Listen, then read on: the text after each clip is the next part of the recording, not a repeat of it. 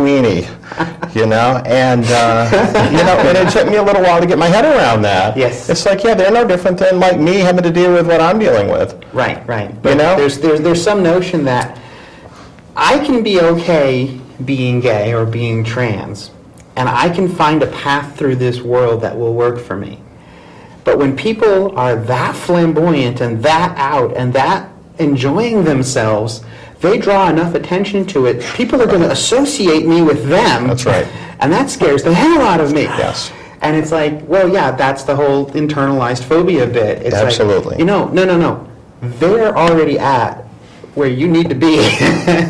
You need to accept who you are and realize that there's a spectrum of expression, whether it's gender expression or whatnot. There's a spectrum of expression, and just because you're gay doesn't mean that that you have to be that flamboyant. Now, there's a real tendency when you get that in the initial acceptance, to just sparkle all over the stage. Go right over the top. Go right over the top. Yeah, your own fireworks at that point. Yeah. But it is so liberating. Yes.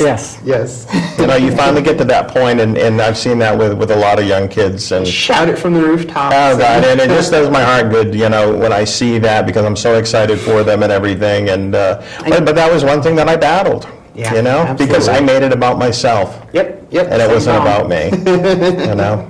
Yeah. So, but I didn't have the self-confidence, the self-wherewithal at the time to be able to say, yeah, I can hang out with all these different folks, and I don't have to buy into the stereotypes and the looks and all of this so forth. Right. You know?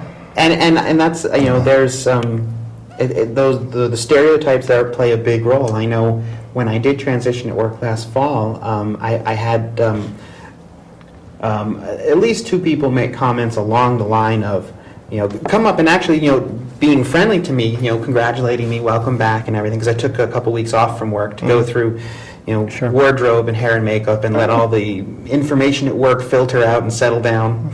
And I, you know, a couple folks had come up to me and they said, well, you know, well, hello, welcome back, how are you doing?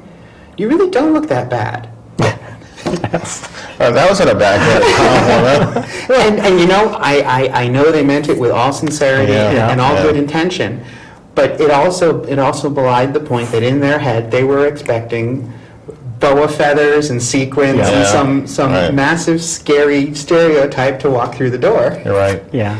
And I understand that. I wasn't offended by it. I found it very humorous that you know, okay, well, that was your mental image of what I was going to look like. Yeah, breaking down these barriers is, again, a very cathartic thing for me. Yeah, we had one kid up in, when we were up at QVCC, who, during the question and answer session, he had asked a lot of questions, and he had finally gotten around to one point, he goes, you guys are dealing with the same issues as the rest of us. You're not anything special. Hello. You can be mad at me for that. I don't care. You got there. Yeah. Because, I mean, even talking to folks, and you start talking about the struggles and the internalization and the phobias and everything, and even if they're not struggling with gender or sexuality, there's something in their life that's eating away at them. Absolutely. There's something they're struggling with. We all have our battles. Especially as kids and teenagers growing up. Yeah. And yeah, it was hilarious to see his reaction, just like, you're nothing special. We're all dealing with crap like that. Yeah. That's a great story. But I have to say, but starting out doing these speakouts 15 years ago, it is so different today. I mean, I really get more excited about going in because people do get it more, and they're kind of like, yeah, what's the big deal? You know, and I thank, you know, media outlets like For Will and Grace and TV and all these different media providers who have educated people very indirectly in a lot of ways, which has made our jobs a lot easier and acceptance a lot greater and more widespread. Right. But I remember a high school was one of my first speaking engagements. I was volunteering as coordinator for the youth group in Connecticut. And I would ask kids, you know, I'm going to do the speak out, is anybody interested? And I had this young girl from college, young lesbian, 19 years old.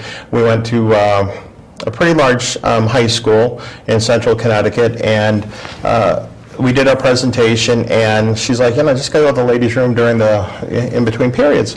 So the teacher there was great, and she goes, yeah, it's just down the room on the left, and they actually had somebody walk her down to show her where to go. In the meantime, the hallways were so packed with kids, somebody just slammed her up against the locker. And she was gay bashed doing us volunteering our time, and come back, and when we reported it to the administration, they're like, well, you're kind of asking for it, aren't you? I mean, you come in with this message that people don't agree with.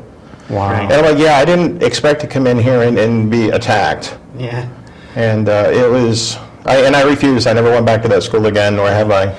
Well, you come in here with the audacity of saying that you think people ought to be treated, humanely and respectfully. Yeah, that you're right. I did bring that radical message to your school. What a concept. Yeah. Gee, we're so crazy. But, and at a basic level, I mean, it's wrong to do for anyone for any reason. That kind of absolutely abuse. But we just seem to ask for it with certain people. Yeah.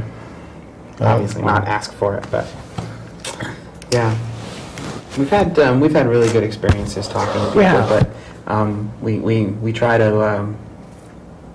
We try to make it known at the same time that there are still folks out there that don't have our good fortune, that don't have our good circumstances. Absolutely. Yeah. And the folks that have come before us for generations that have struggled and fought and not always won Absolutely. their battles. Those that went before that have made the targets on our backs that much smaller. And I am thrilled, much like yourself, I'm constantly thrilled when I meet people that are high school and college who are, and True Colors is an awesome example of Yes, it is. Kids that are just happy and confident in who they are. Yep. They don't necessarily have to have it all worked out, but they're okay being In their skin. in their skin at that point. Yeah. How cool is that? That never existed. I know. That is wonderful. That is really wonderful. Yeah. So we're going to get kicked off in a minute. Yeah, we're down to our last minute. So anyway, I wanted to thank you for coming. This was really wonderful. And wonderful organization. I think so. And we're going to have to pick your brain because we're sort of doing the same kind of things. But please come back. Come back and be on our show again. We would love to have actually you. talk about Stonewall. we need to talk about the Stonewall riots. It'll be just about us.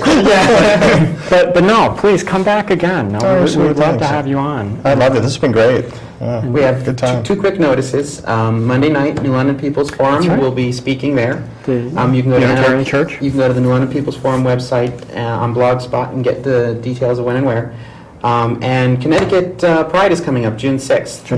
We're going to be there. And we're going to be there. We'll have a booth. We're going to have a booth, so you can come out and meet us and get some information and have a great time that day. Yeah. 11 to 5, June 6th. Okay. And on that note, we will say goodnight. Watch us next week. And All the rest Rich, of 7. thank you so much for coming. You're welcome. And please come back. Thanks.